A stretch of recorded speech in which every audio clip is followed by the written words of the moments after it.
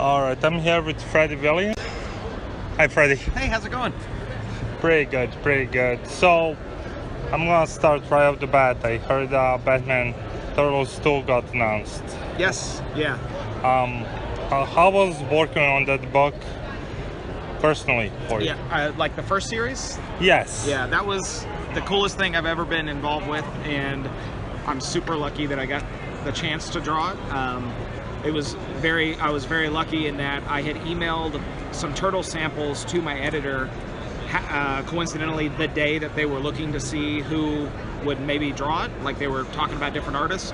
And so Jim Chadwick, my editor, had later said that I must have been psychic because that was the right time to email him, and that's how I got the gig. It's crazy. I had no idea. I just happened to email him on the right day, you know? Fair enough.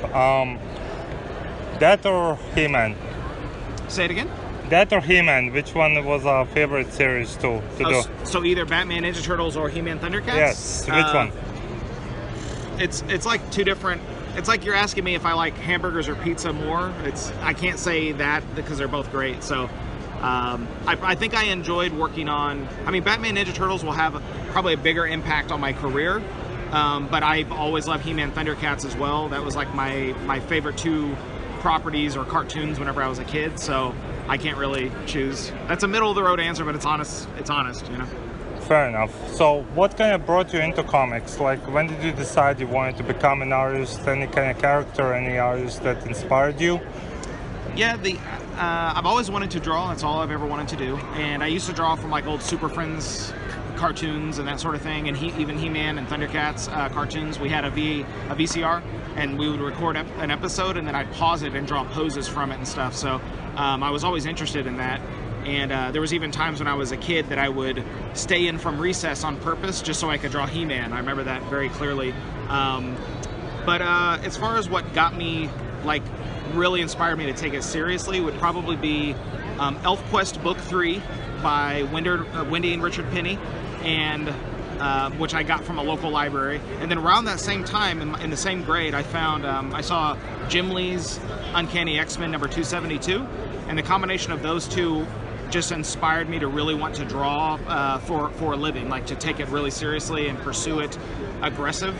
And along the way, there's been other artists, obviously, a lot of influences and stuff, but those are the two books, probably the most important books. Yeah. That you've done. Would you say you have like a favorite character to draw or favorite series to work on, anything like that? Like, I know that you worked on like Mr. Miracle back when they were doing the Kirby series back in the day. Yeah. So, can you talk a little bit about that, or? Yeah, sure. My favorite character ever is Superman, but he's ironically, he's incredibly hard to draw. As simple but as he might look, he's iconic. So you have to have a very specific posture and take on the character to really make it look like Superman, and not just one of the other many characters that kind of look like him. So it would probably, but visually, you know, Batman or Wolverine are almost perfect characters visually.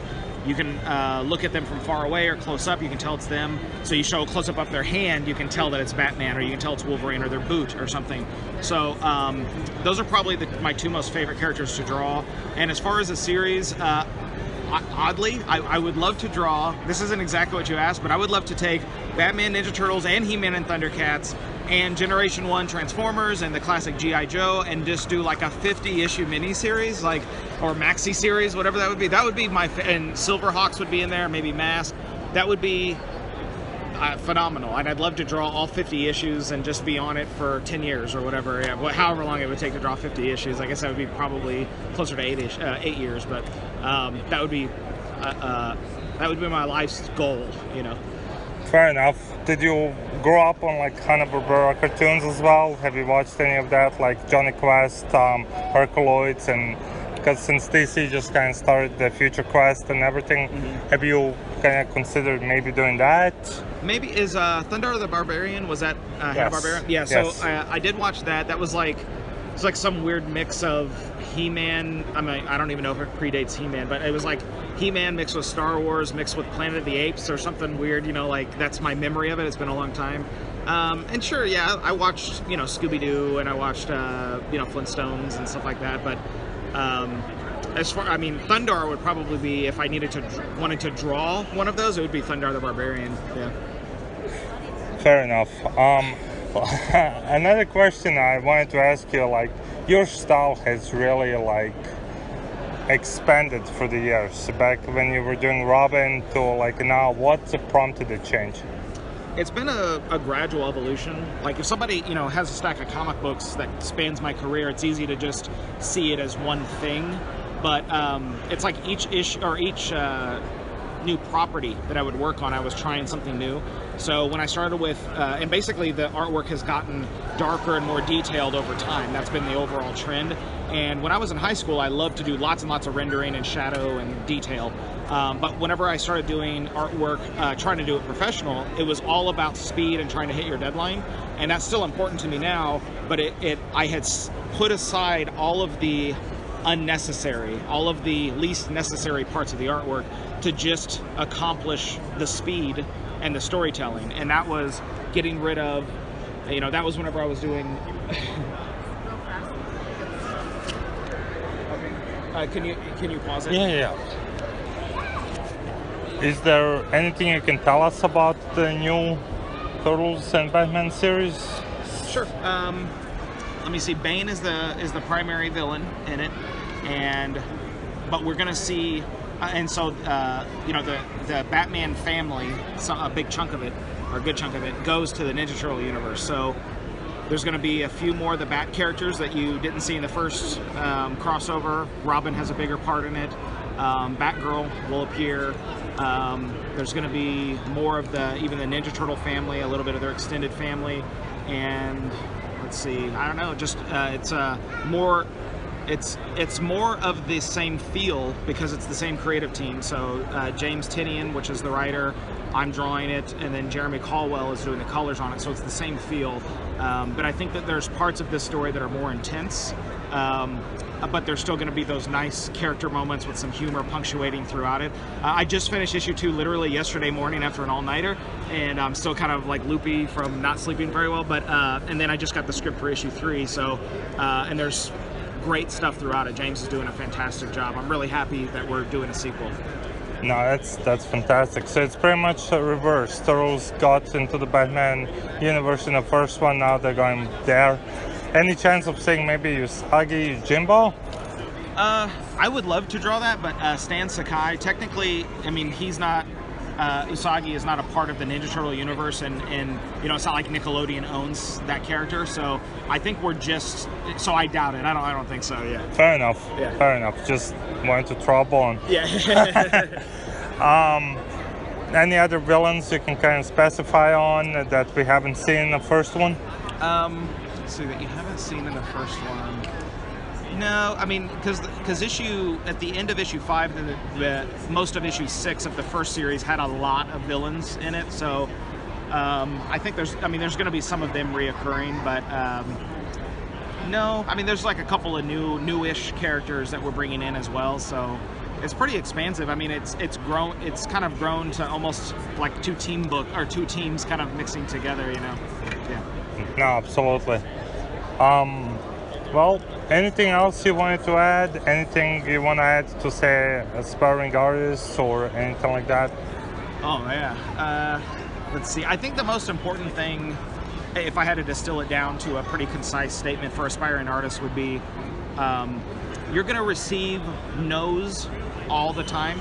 You're going to receive no's from the type of project you want to work on to the type, the mistakes you're making in your artwork. If you pursue something, you're going to fail over and over and over. Even when you're sketching, lots of failures throughout it. But the most important thing is to be persistent and to not be discouraged. And that's easier said than done, obviously. But I've suffered, and every artist, my good friends that are standing behind me, David Yarden and John Simariva, all of us are professional artists, but it was only after climbing a mountain of no to get on the other side. Now, that there's a whole nother mountain that we're now climbing to ensure our long-term stability in the industry and just try to make the best projects we can find. So just be really persistent. That's the passion for it, and not taking no for an answer. Of course, don't like harass the editors until they do it, but just be persistent in that if there's a problem, try to find a solution. Sometimes that means circumventing it. Sometimes that means plowing right through it by fixing what they tell you is wrong, because oftentimes their editors are correct. But just don't get discouraged and give up. Don't, you know, sometimes it's okay to have doubts, but just push through it eventually. Take a couple days, lick your wounds, and then come back and kick more ass, you know. Fair enough, fair enough. Final question. Yep. Any creator-owned stuff that you might be working in the future or want to work on? Sure, I have a lot of projects in mind that, and I've even talked to different writers and stuff, but about maybe stuff in the future. But the one I did right before the Batman Ninja Turtles that got totally eclipsed by Batman Ninja Turtles was at the beginning of 2015. I did a 6-issue miniseries with Mark Guggenheim, who's the writer of the X-Men. A book called Jonas Quantum, which was a creator-owned book that came out through Legendary Comics, and not many people saw it, to be frank. It didn't sell very well, but it was filled with really weird science and stuff. Like both Mark and I are friends, but we're into strange, high-concept science ideas that are just kind of used once and then thrown away, and it's almost like world-breaking, the type of stuff that he would come up with. So anyway, if anyone wants to check that out, I'd be happy to. I would get no residuals from it. It's actually about the sales of the books and stuff. I'm just saying it's out there and most people haven't seen it. I just want people to see it. And then aside from that, I have probably 5 or 6 creator-owned books, all sort of in development in my mind and on my computer and in my sketchbook, but nothing I would announce or anything. Fair enough. All right, well, it's been a pleasure, and thank you again for taking the time. Yeah, my pleasure. Thank you.